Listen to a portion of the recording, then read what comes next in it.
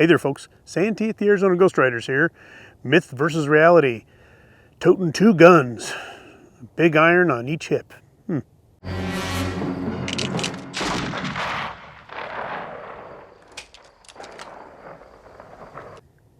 Let's check it out.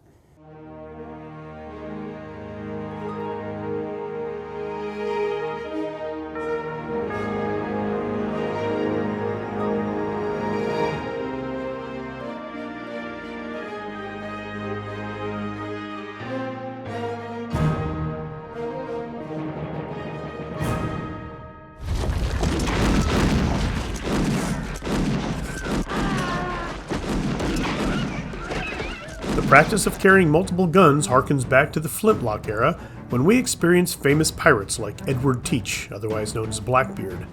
This man used a few scare tactics, and one of them had a practical purpose. A bandolier of pistols across his chest gave him a lot of shots to go with his cutlass. To the man he's charging, a change of pants was likely necessary, providing he lived that long. In the Civil War, we experienced the bushwackers, a hit-and-run group of partisans also known as guerrillas. They were non-military, so you would see them in more civilian clothing charging at you on horseback. Carrying multiple firearms was their game, and they employed the method of hands filled with revolvers and the reins in their teeth. Reloading in the heat of battle is extremely difficult, and on horseback it was simpler to just have more guns. The popular idea of multiple preloaded cylinders to swap out was likely done in a couple instances, but we have very little info on that practice. Either way, have fun with even that reload in a battle when folks are shooting at you. Regardless, these fellers got good with the point and shoot out of either hand program. On December 19, 1854, Captain Jonathan Rutledge Davis and a party he was traveling with in California was attacked by a gang of bandits. Run for it! The men with Davis were instantly put out of action, but Davis pulled out 2 revolvers and went to work. I got a feeling there's a miracle too, gonna come true, coming to me. After he was out of ammo, he used a knife. 11 miscreants were killed and the others fled. You are very brave. Now, it's important to note that many percussion revolvers were not light and fairly large. The Colt Dragoon was over 4 pounds. Yeah, that's a beast. Well, this'll sure get the job done if you can find a fence post to rest it on while you take aim. Having 2 of those on your person would weigh you down. That's why you see them primarily in holsters on saddles. The popular Colt Navy came in at 2.6 pounds. Definitely easier to carry on a belt. In fact, it was also called the revolving belt pistol. The Remington revolver was heavier, but faster to reload. So, after the war, we enter the era of cartridge firearms. This makes reloading a lot faster. Well, not that fast. Although many of these seasoned soldiers made their way out west, wearing 1 gun was just easier. If you lived in a town, there was a really low chance of Native American attacks, so there's no need for you to wear 2 guns. Wild Bill Hickok was known to carry 2 guns, especially if he thought trouble was brewing.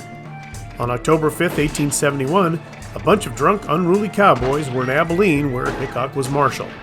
Saloon owner Phil Coe had a beef with Wild Bill, and in the midst of the rowdy cowboys, pointed a gun at the lawman.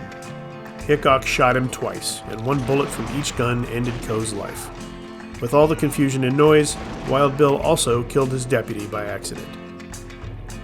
While there were others adept at wielding 2 guns, I think it's safe to say that Hollywood ran with this idea and made it more prevalent than it actually was. All right, boys, hold it. However, don't we just love to see it in a Western? Pew pew!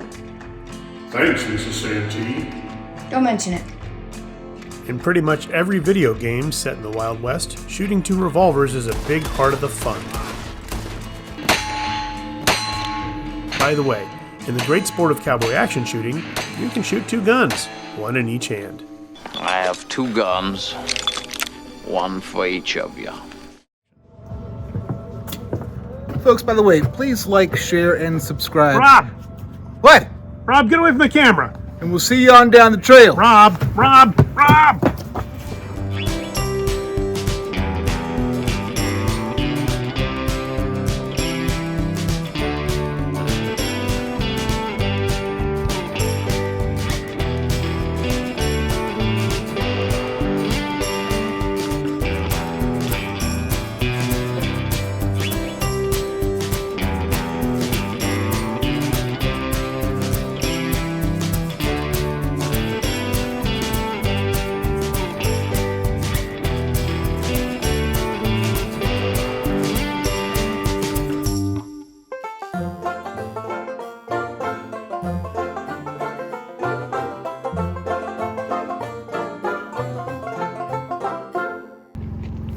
Buddy, what are you doing?